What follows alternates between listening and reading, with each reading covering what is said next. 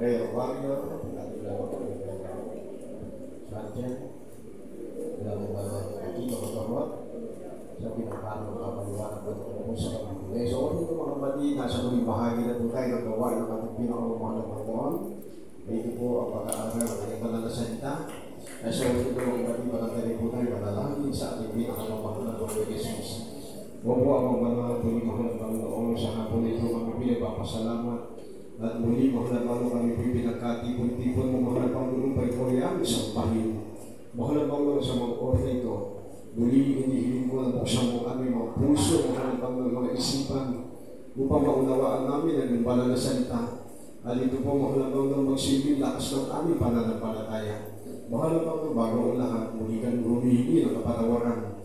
Ano mo kung nasabi ng aming mga labi sa isip, salita, sa gawa. Mahal na Panginoon, i-bless mo po ang bawat isa sa amin sa araw na ito.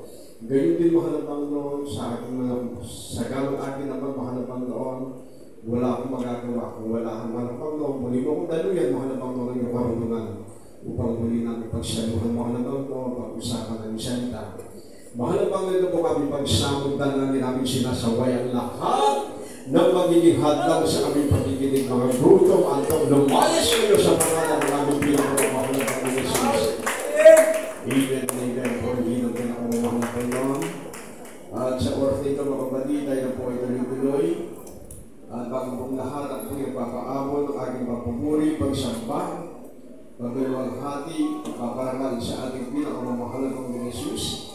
At ang Lord and respect sa ating beloved parents in the Lord, sa ating beloved evangelist, Willis Talaga Almeda, at sa ating beloved assistant pastor, Lidas V. Almeda, sa ating beloved children, manugang at apo, at ako na rin po, mga kabaligay, nagpapaabot ng ating pagbati sa inyong lahat, sa panguna po ng ating beloved workers, ating beloved my co-preacher, ating beloved elders, ating mga beloved choir, at kayo po maring kapatulong sa pantayanan, maya, pagkapanapon na po kayo man. At salamat kay kaya katanga mong Ginoong Jesucristo na ang paspiras bayo, di tapunta-punta ko, mga nila sa pantayan po, kaya katanga Ginoong Jesucristo. Pwede po tayo malapakan, pwede po natin malapakan ang Ginoong Jesus. At malulog ko pong pinabati at welcome ang ating mga minamahal na bisita sa hapon na ito. May pambayad pa kapatapag po kayo ma, dari kapatid. Tunay na pinagpala ko kayo ng mahal ng Panginoon sa pagkata. Ito po ay hindi po aksidente. Talaga may muli kayo ng mahal ng Panginoon. Kaya kung bibuksan natin mga kapatid ko, yung ating puso para sa Kanya, mararanasan ninyo, maraming naman ang presensya, biyaya ng mahal ng Panginoon. Alam niyo po mga kapatid, alam ko mga kapatid ko sa panahon nito, kakyo na nila natin.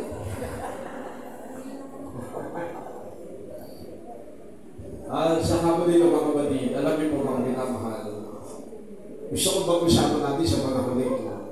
Ito ay palagi ko pong sinasabi sa inyo, lagi ko pong inulit-ulit sa inyo, lalong-lalo na sa ating mga minamahal na kapatiran.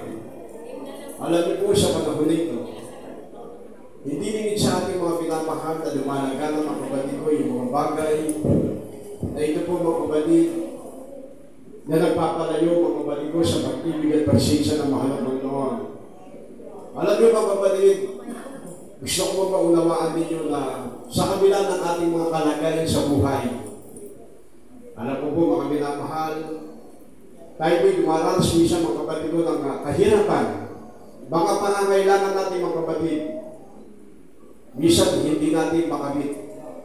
Dahil mga kapatid ko, doon sa status ng ating buhay. Diba? Minsan mga kapatid ko, iniisip natin yung mga mayayaman, iniisip natin na napakaganda, napakarangyan ng kanilang buhay, siguro napakasarap ng kanilang kalagayan sa panahon nito habang sila'y nabubuhay nakatungtong sa lupang ito. Pero tayo mga kapatid ko, nabubuhay tayo mga kapatid ko na puno-puno ng baha ang ating bahay. Binabaha mga kapatid sa dako ng kapalit, sa dako ng makabebe, sa dako ng masatol. Para baga mga kapatid ko na tayo po'y pinagsasakalupan ng kamalasan sa buhay. Diba mga kapatid? Pero tahasan ko kong sinasabi sa inyo, tayo mga Kristiyano na naglilingkod sa mahalagang noon, tunay na tayo pong pinakamapalad mga kapatid sa lupang ito. Bakit? Pag-usapan natin sa hapon na ito yung pinamagatang no one can serve two masters. Hindi pwede mga kapatid ko maglingkod ang tao sa dalawang Diyos mga kapatid. Alam niyo po sa panahon nito, ang tao kayo mga kapatid ko, walang panahon sa mahalagang noon. Ang tao kayo mga kapatid ko, may panahon sa kanyang sarili upang magpayaman. Totoo mga kapatid, totoo. Kailangan tayo po itang bagay na dapat mali kasiyahan hindi ang atamong sarili. Minsan mga kapatid ko, pumapasok sa ating mga puso, sa ating mga isipan na kailangan mo yung mga bagay upang ikaw mga minamahal ay mabuhay ng payapa sa lupang ito. Totoo yun, kaya nga ginagawa ko sa liputan, nagpaparami sila ng pera. Nagpaparami sila ng kayamanan, nagpaparami sila mga kapatid ko ng mga negosyo sa lupang ito. Wala silang panahon sa mahalagang noon. Bakit mga kapatid? Kasi sabi nga ng banal na kasulatan, no one can serve two masters. Walang pwedeng paglingkod sa dalawang Diyos mga kapatid. Sino itulog kayo mga kapatid ko na mahalagang noon na dalawang Diyos na pinaglilingkuran ng tao? Kasi mga kapatid ko, ang tao naglilingkod, unang-una, priority ang mahalagang noon. Pero mga kapatid ko, nakakalungkod sa panahon nito. Mas priority ng tao, mga kapatid ko, na paglingkuran ng kayamanan. Pera. Inuulit ko sa inyo, mga kapatid ko, hindi na po sa politics, mga kapatid. Kahit mga kapatid ko, sa pag-aagawan, China, mga kapatid. Bakit pilit niyan inaagaw, mga kapatid ko, ang sula ng Pilipinas? Kasi mayaman tayo sa langis, mga kapatid. Ang tao, mga kapatid ko, wala silang pakilang pumatay man sila ng tao. Basta mga binamahal, sambahin lang nila mga kapatid ko, kayamanan sa libutan. Pag-ibasa mga binamahal sa unang talata.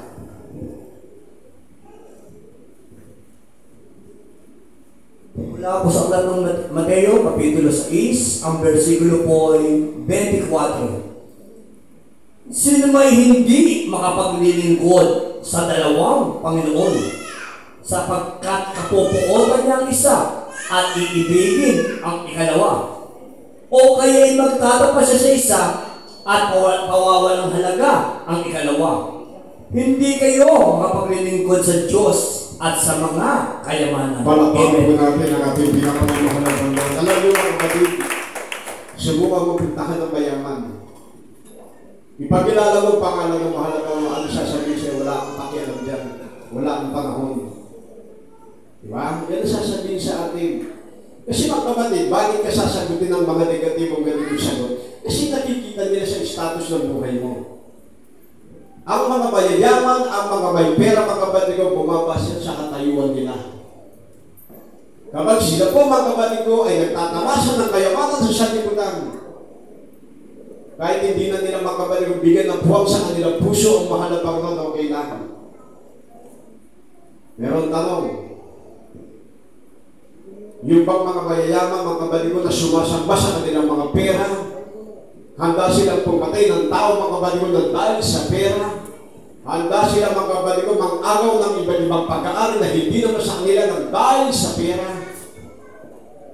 Wala silang takot sa mahalagang noon, basta magtamasa lang sila mga kapatid ko ng mga bagay dito sa sanlibutan. Kaya inuulit ko sa inyo mga kapatid, lalo-lalo sa ating mga karepubya katang bisita. Kaya kapanahon rin lima. Bali ko, alam ko, sitwasyon natin, hindi tayo katulad ng mga sinasabi ko na puno-puno ng mga kapatid, na mga pag-aari ang sanlibutan, nagbibilang na marami sasakyan, maraming bahay, maraming mga negosyo, ikumpara ko sa atin, parang abang-aba tayo sa kalagayan nila mga kapatid, ikukumpara natin ang ating mga sarili. Pero ang tanong dito mga kapatid, iyan ba mga kapatid ko pang-everlasting mga kapatid? Yung bang kanilang Diyos na kayamanan mga minamahal ang magbibigay ng everlasting na buhay sa kanila? Yung magpakailan na mga kapatid ko na sila'y mabubuhay na tinatamasa nila mga kapatid ko, yung mga kayamanan na kanilang tinatangkilik sa panahon nito. Basahin natin sa mga lawat talata mga kapatid.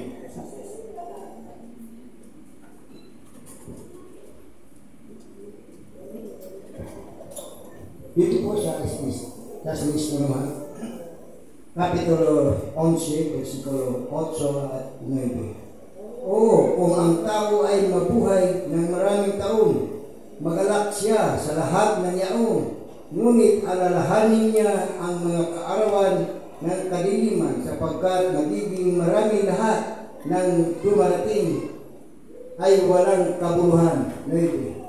Ikaw ay magalak o binata sa iyong kabataan at pasayahin ka ng iyong puso sa mga kaarawan ng mga iyong kabataan at lumakad ka ng mga lakad ng iyong kalooban at sa paningin at ng iyong mga mata, ngunit talastasin mo na dahil sa lahat ng mga bagay na ito ay dadalhin ka ng Diyos sa kahatulan. Dinidescribe dito magpabaligo ng banal na kasulatan sa Book of Ecclesiastes. Dinidescribe dito yung katayuan ng taong mayaman.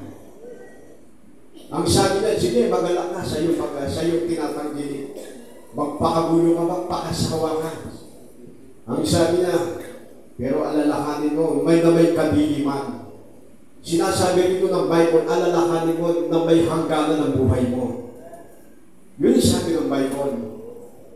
Ngayon mga kabaligo, sabi po ng Bible, kapag ikaw mga minamahal na tao na hindi naglilingkod sa mahalagang noon, mayahan to ka ng buhay mo.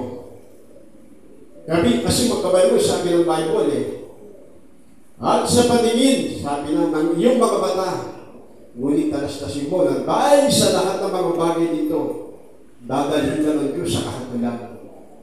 Kaya makabalik ko ang kayamanan na sa mundo, wala pa lang magagawa pagkatapos na mamatay ang tao. Kaya tayo mga minamahal, opo, minsan nakakalungkot mga kapatid sa mga Kristyano, minsan ibang Kristyano, mas priority nila magkabalik ko yung hanap buhay, mas priority nila ang negosyo, mas priority nila yung mga transaksyon kaysa sa mahalabang daon. Minsan mga kapatid ko, humihila ng mga ilang oras sa mahalabang daon upang ikaw mga kapatid ko ay sumamba sa kanya, pero minsan napapabayaan natin. Pero alam niyo po mga kapatid, ang kayamanan na sa libutan lumilipas yan. Pero ang kayamanan ng mahalabang ng magpasawalang hanggang yan. Ang sabi ng buhay, sabi po ng Ecclesiastes, oo, kung ang tao ay mabuhay ng maraming taon, okay, sige, ang sabi po ng Bible, mabuhay ka ng 70 years, mabuhay ka ng 80 years, mabuhay ka ng 90 years, mabuhay ka ng 100 years. Kasiyahan mo na yan, ang sabi ng Bible. Kagalakan mo yan, ang sabi ng Bible. Magalak ka, ang sabi ng Bible. Ngunit alalahanin mo ang kaarawan ng kadiliman. Ang sabi po ng Bible, kahit gaano ka man kayaman sa lupang ito, gaano ka man mga kapatid ko, karangya sa buhay mo sa lupang ito, may hangganan ng buhay mo. Alalahanin mo rin yung kadiliman. Ano yung kadiliman? Kasi pagpikit ng iyong mga mata, wala ka nang makikita. Hindi mo na makikita mga tinatangkilik mo. Pero ang sabi ng Bible, mga kapatid ko, sa Book of Amos, pag-ibasa natin, chapter 8, verse 9 to 10, mula po sa aklat ng Amos, Kapitulo 8, ang mga versikulo po 9 at 10. At mangyayari sa araw na iyon, sabi ng Panginoong Diyos, na aking palulubugin ang araw sa katanghaliang tapat, at aking padidilimin ang lupa sa maliwanag na araw.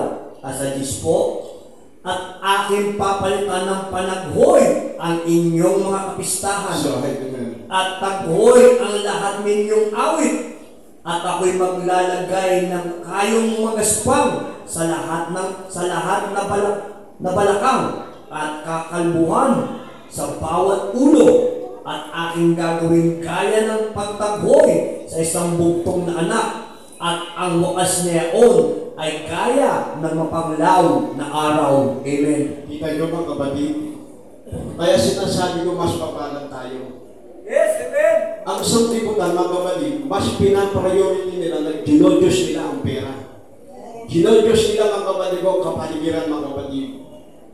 Opo, ang sabi ko ng Ecclesiastes, okay, magalak ka sa mga tinatangkilik mo. Bumilang ka ng maraming taon.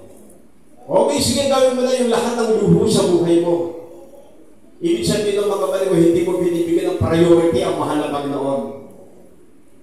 Pero yung mga taong mayayaman, yung mga taong professional, hindi kumikilala sa mahalagang noon, sila ang pinakaabang mga kapatid ko sa magdating ng hatol ng mahalagang noon. Salamat sa mahalagang noon, alam niyo po mga kapatid. Opo mga kapatid, kumpara mo buhay natin. Kukumpara natin. Kasi mga kapatid ko, bakit hindi tayo nagnanasang yumaman sa sanglibutan ito? Kasi mga kapatid ko, mas pinili natin ang Diyos kaysa sa kayamanan. Di ba mga kapatid? Yes, amen. Kasi yung mindset natin mga kapatid ko, yung buhay na walang hanggan. Opo mga kapatid, kailangan natin yan. Plastic naman tayo mga kapatid ko, kung hindi natin kailangan mga kapatid ko, yung mga bagay na pangangailangan ng katawan natin. Pero ang kagandahan mga minamahal, mas priority natin ang mahalagang noon sa sanlibutan. Bakit? Kita nyo mga kapatid, pinag-aawayan nila ang pera. Pinag-aawayan nila ang posisyon. Pinag-aawayan nila ang kapangyarihan. Dahil lang sa pera. Handa silang pumatay. Handa silang mga kapatid ko gumawa ng mga bagay upang idang mga kapatid ko kanyang kapwa. Yan po ang sinasabi ng Bible na unang binasa natin. Ang nagagawa ng kayamanan sa buhay ng tao. Kapag ikaw mga minamahal ay wala ang Kristo mga kapatid ko sa iyong puso, hindi mo bibigyan ng priority mga kapatid ko na ikaw ay pumunta sa sambahan ito. Pero hindi alam ng tao mga kapatid. Dito sa binasa natin mga kapatid ko sa Amos, na ang hindi nila pagbigay ng atensyon sa mahalagang noon, napakalaki ang magagawa ng mahalagang noon kapag dumating yung galit ng mahalagang noon sa sanlibutan ito. Ang sabi niya mga kapatid, at mangyayari sa araw na iyon, sabi ng Panginoon ng Diyos, na aking palulubugin ng araw sa katanghaliang tapat. Kita niyo mga kapatid, hindi yan alam ng tao. Halimbawa mga kapatid, okay, sige, milyonaryo na ako. Hindi ko binibigyan ng importansya ang mahalagang noon. May magagawa ba ako mga kapatid ko sa katanghaliang tapat, hindi sisikat ang araw? Hindi lang sisikat ang araw mga kapatid ko sa isang linggo. Ewan ko lang, kung hindi ka mga kapatid ko, magkakaroon ng takot sa puso mo. Biro mo mga pinamahal na alala ko yung pagputok ng pinatubo. Mas madilig pa sa gabi. Huli pa naman ang gabi, may bituin, may buwan mga kapatid. Pero nung pumutok ang pinatubo, wala nang makita. Dahil tinakpan mga kapatid ko ng asphalt, tinakpan mga kapatid ko ng abo mga kapatid. Yung sikat ng araw, nakakatakot. Parang ang dating Armageddon na mga kapatid. Yan ang nagagawa ng mahalagang noon sa buhay ng tao. Kaya salamat sa mahalagang ng mga kapatid. Sapagkat ang puso natin mga kapatid ko, iniladaan natin sa mahalagang noon. Opo mga kapatid, kung isa nagkakaroon tayo ng ingit sa mga kapwa natin. Gusto mo magkaroon ng bagong sasakyan. Gusto mo magkaroon ng bagong bahay. Gusto mo magkaroon ng malaking negosyo. Pero bakit hindi pinapahintulot ng mahalagang noon? Kasi mga kapatid ko, alam mo mga minamahal, ang isip natin alam yan ng mahalagang noon. Hindi mo pa man iniisip, alam na ng mahalagang noon kung ano layunin mo. Kaya tayo hindi binibigyan ng mga bagay na ito po'y kayaman at pagsanlibutan, alam na mahalagang noon na mawawala ka sa Kanya. Kaya nasabi ng mahalagang noon mga kapatid, mapapalad kayo. Sapagkat nakilala nyo ang mahalagang noon sa mga bagay na kayo'y dumaranas ng kahirapan. Sa kayo, alam mo, puno-puno tayo ng problema. Alam mo, puno-puno tayo na suliranin. Pero ano sabi ng mahalagang noon? Kapag siya nagbigay ng hatol sa sanglibutan ito, yung lahat ng bibigyan niya ng katulan ng kapatid ko, hindi ka siya matali doon. Ang sabi po ng banal na kasulatan sa Sefanyas, chapter 1, verse 18, tingnan niyo mga kapatid. Ito po sa Espanyas, Kapitulo 1, versikulo 18. Kahit ang kanilang pilak o ang kanilang ginto man ay hindi makapagliligtas sa kanila sa kaarawan ng kapuutan ng Panginoon, kundi ang buong lupain ay masusupok sa pamamagitan ng apoy ng kanyang paninibugho, sapagkat wawakasan niya o isang kakilakilabot na wakas nilang lahat na nagsisikahan sa lupain. Amen. Palakpakan po natin ang mahalagang noon. Pinagtatalunan nila mga kapatid ko ang bansa. Bansa sa bansa. Pinagtatalunan nila mga kapatid ko yung lahat ng bagay mga kapatid ko na nagbibigay kasiyahan sa kanila sa lupang ito. Basta sila wala silang pakialam sa mahal ng Panginoon. Kahit sa pagsampa sa mahal ng Panginoon, wala silang panahon. Basta sila mga kapatid ko, yung lahat ng bagay na kanila po pinapangarap sa lupang ito, kailangan makamit nila mga minamahal. Wala silang panahon talaga mga kapatid, hindi natin katulad. Sila mga kapatid ko na nagbibigay mga kapatid ko na sakit ang loob sa mahal ng Panginoon. Pero tayo mga kapatid, ano sabi ko na si Panyas, sa pagdating ng hatol ng mahal ng Panginoon sa kanila, kahit ang kanilang pila o ang kanilang gintuman ay hindi makapagligtas sa kanila sa kaarawan ng bawat ng mahal ng Panginoon. Ang tinuturo niya mga kapatid, yung mga sumasamba sa kayamanan, yung hindi nagbigay ng panahon sa ating pinakamamahal ng Panginoon. Pero habang pinag-uusapan natin ang mga bagay dito, alam ko, may mga mahal sa buhay kayo na may kaya sa buhay. Alam ko mga minamahal, meron kayong kapatid, meron kayong kamag-anak, meron kayong pinsan, meron kayong mga kaibigan na nakakaagad sa buhay mga kapatid. Hindi ba natin kaya sabihin sa kanila mga kapatid ko ng bigyan naman ng priority ang mahal ng Panginoon sa kanilang puso? Pwede natin sabihin niya mga minamahal, bakit? Kung talagang binamahal natin ang salita ng mahal ng Panginoon, dahil lang mga kapatid, minsan umigiral natin yung, sa atin yung hiya. Totoo yung mga kapatid ko realidad dyan. Pero kung mayaman, pupuntahan mo, isisyan mo na borog ka. Kasi mga kapatid ko, pumapasok sa isip mo ng mga kapatid mo, baka mapahiya ka. Totoo yung mga pinamahal, yan ay bisa pumapasok sa ating mga puso. Pero ang kung sabi na Santiago, Kapitulo 5, versikulo 1 hanggang 3.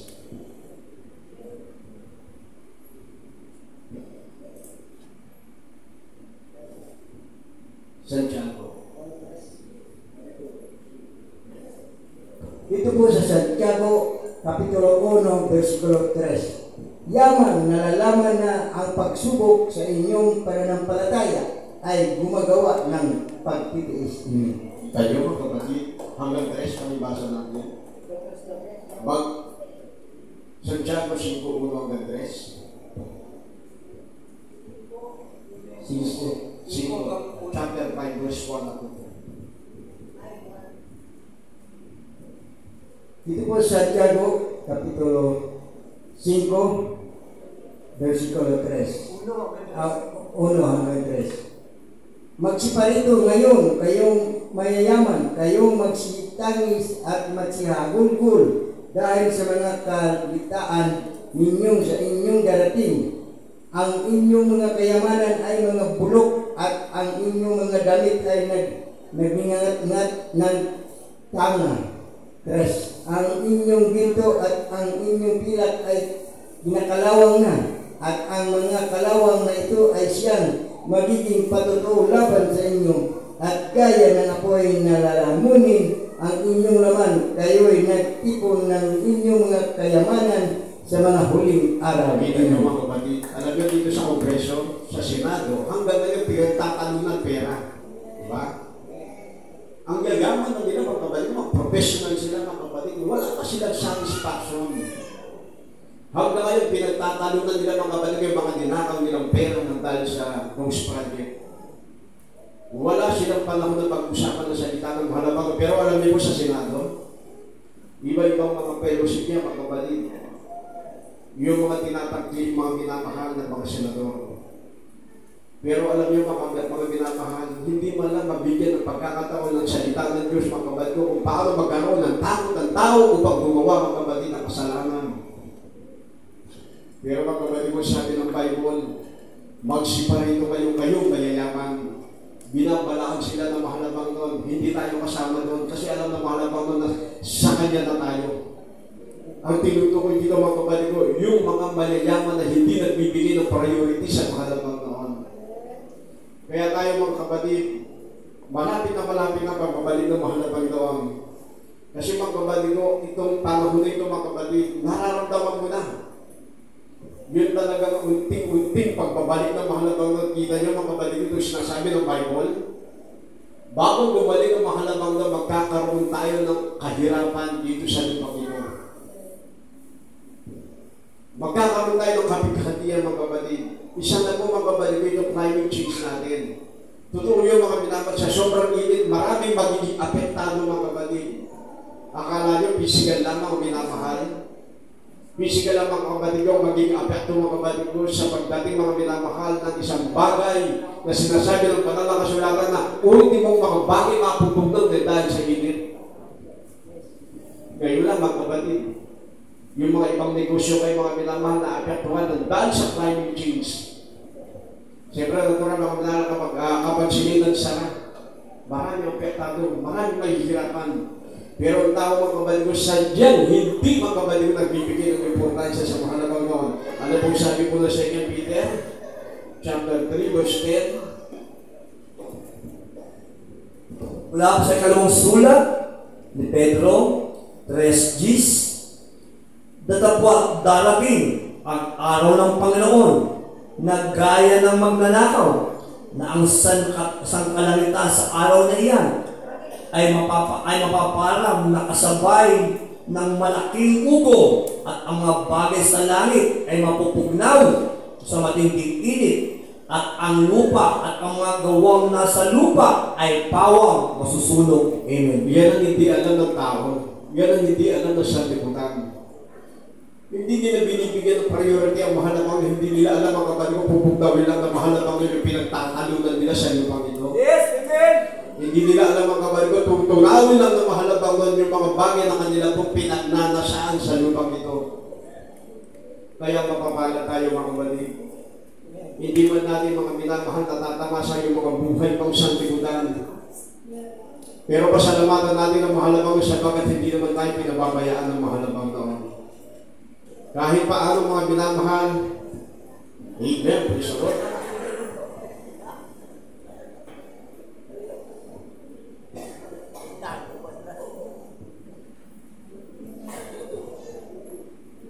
Pakihawakan lang, mga medyo naantala yung oras natin.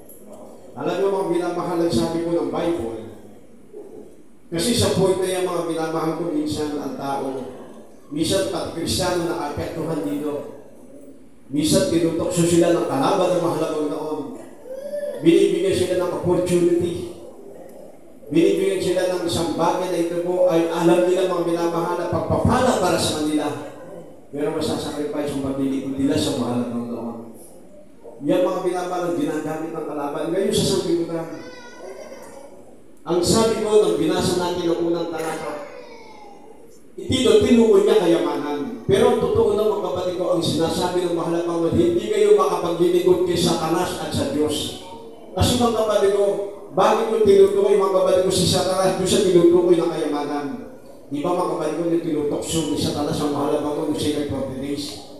Ang sabi niya sa mahal na Panginoon, nakikita mo ba yung lahat ng mga kayamanan sa lupang yan? Sa akin lahat yan. Ibibigay ko lahat yan sa iyo, sambahin ko lang ako. Yan, tinutukoy mga kapatid ko ng Mateo.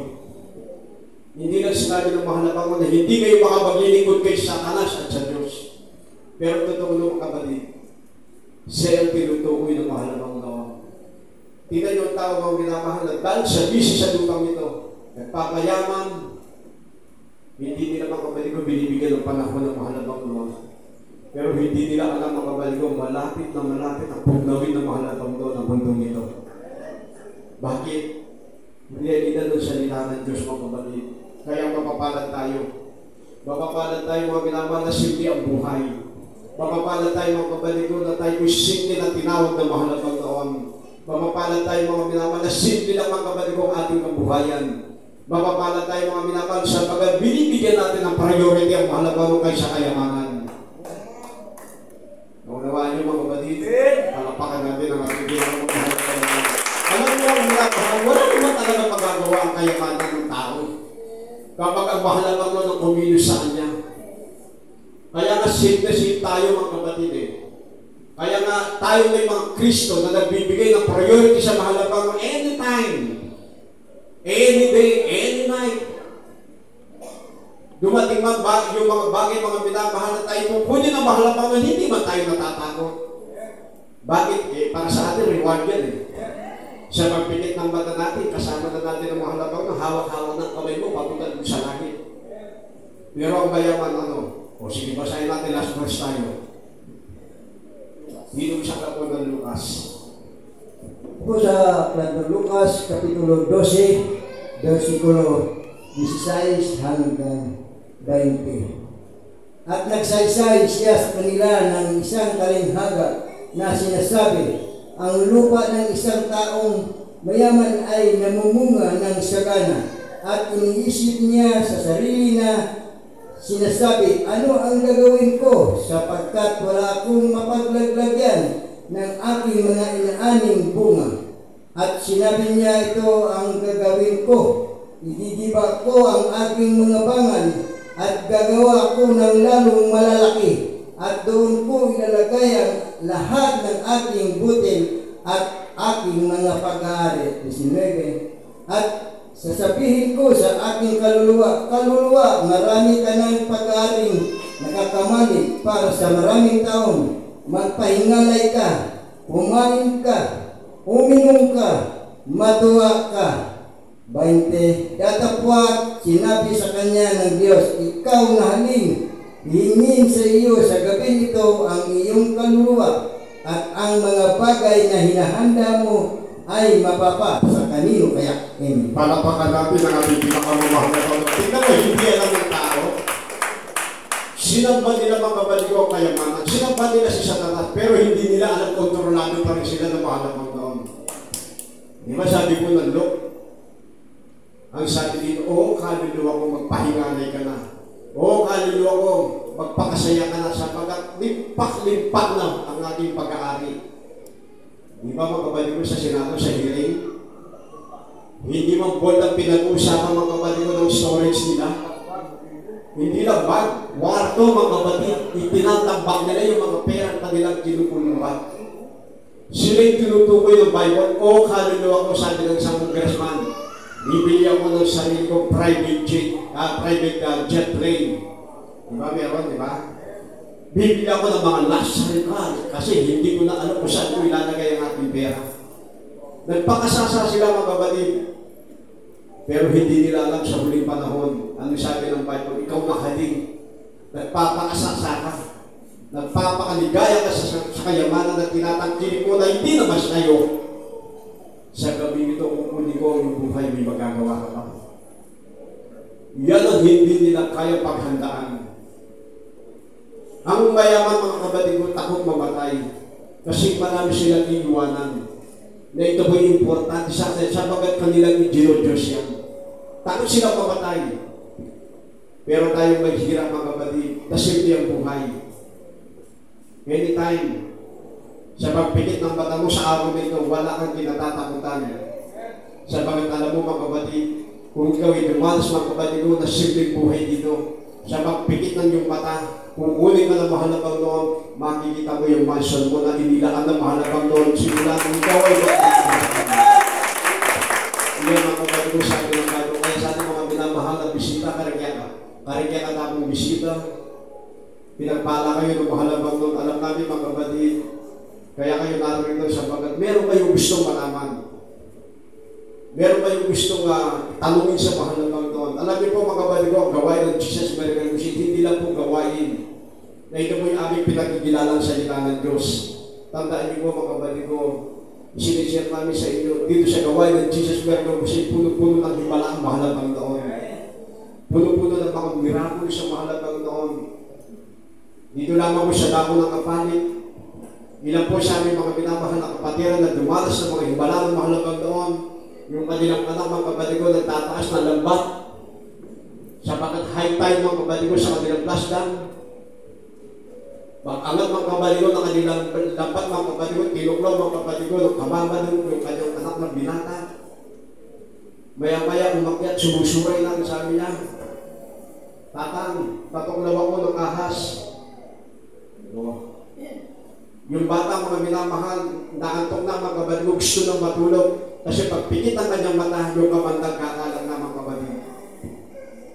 Pero dahil buhay ang mahal ng Panginoon sa misteryo ito, Ipinakilala ng mga kapatid ko na hindi kayo nagkamali ng inyong pananampalataya. Marami ng congregation, more than 45,000 congregation all over the world. Sinong paniniwalaan mo dyan?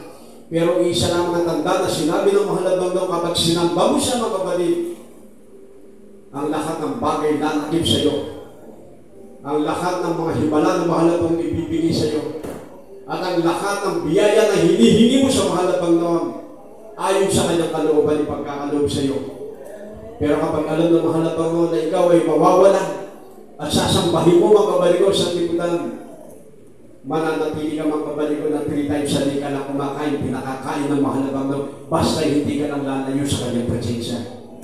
Ganyan ang mahalabang noon. Importante ang buhay kaysa kayamanan. Kaya mga kabaligo, unawaan natin mga minamahal na maigting maka-aral natin sa hapon na ito at sa oras nito mga minamahal natin yung tinatawagan natin mga David Wire. Awitan natin mga kapatid ko, kailan ka iniwan ng Diyos. Simula ng bigay paglikod sa atin mga minamahal na bisita. Alam ko na hindi nyo mag-aano unawaan o kalooban ng mahal ng taon.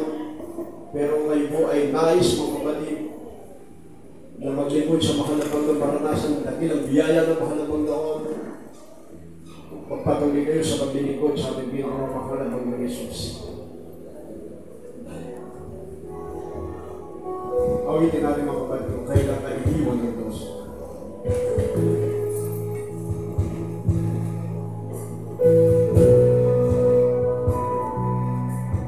Kailan ka iniwan ng Diyos? Kailan mo naranasan siya'y lahat? Anong sakit ang di niya pinagkati? Anong problema na di niya binigyan ng katuluran? Kailan ka iniwan ng Diyos? Kailan mo naranasan siya'y lahat? Anong sakit ang di niya pinagkati? Anong problema na di niya binigyan ng katuluran? Di ba wala? Lahat ay binigay sa Kanya. Kaya huwag mabahala, hindi tayo kailan may ibigin. At di mapapayaman sa Panginoon. Kailan ka iniwan ng Diyos? Kailan mo naranasan na siya'y lahat? Anong sakit ang di niya pinagkati? Anong problema na di niya binigyan ng katuluran? Di ba wala? Lahat ay binigay sa Kanya. Kaya huwag mabahala, hindi tayo kailan may ibigin.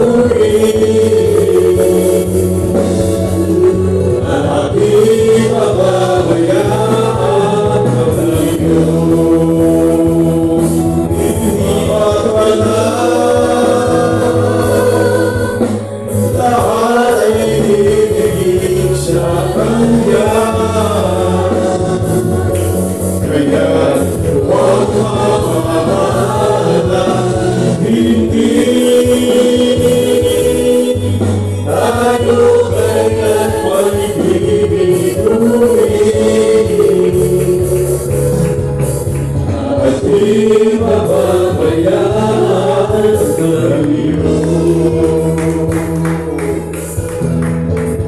Hallelujah. Jesus, sa ating mga pinamahal bisita sa hapon niyo. Tuloy na kayo pinagpala ng ating pinakamamahal ng Jesus. Hindi po yan ang aksidente. Alam niyo kung kami baguhan, ganoon din, nahihiya kami lalo-lalo na ako nung ako'y tumanggap sa mahal na Panginoon. Sabi ko yung mga kapatid mo kayo kita ng kabilantaan ng panahon na yun. Wala kami panahon sa mahal na Panginoon. Pero nung ako ay dumalo sa gawain ng Jesus Miracle Crusade, ganoon din ako nung ako'y lumapit sa harapan. Sinubukan ako tanggapin ang mahal na Panginoon. Gusto kong mapatunayan kung talaga siya'y buhay sa ministry nito. Ganoon ang ginawa namin. Ako'y nasave sa ministry ko 19 years old. Magka 19 years old. Nasa kainitan ng kabinataan ng panahon na yun. Pero tunay, mas masarap maglingkod sa mahal na Panginoon. Parang nahihiya ka sa ito. Pero kapag nararanasan mo ng presence ng mahal na Panginoon, nararanasan mo ng blessing ng mahal na Panginoon, lagi kang sabik sa paglilingkod sa mahal na Panginoon. Kaya sa ating mga minamahal na bisita, ang inyong pagparito, isang pananampalataya yan. Pananampalataya kung bakit kayo narito. At ang pangalawa, mga kapatid, ang gusto na mahal ng Panginoon. Yung inyong pananampalataya, isagawa ninyo sa pamagitan ng paglapit sa Kanya. Isuko ang inyong mga sarili. Magsisisi sa inyong mga kasalanan. At ang pangatlo, bautismo sa tubig sa pangalan ng mahal ng Panginoon. Na kung saan ito po ay ginagawa namin upang aming ilibig ang dati namin pagkatao.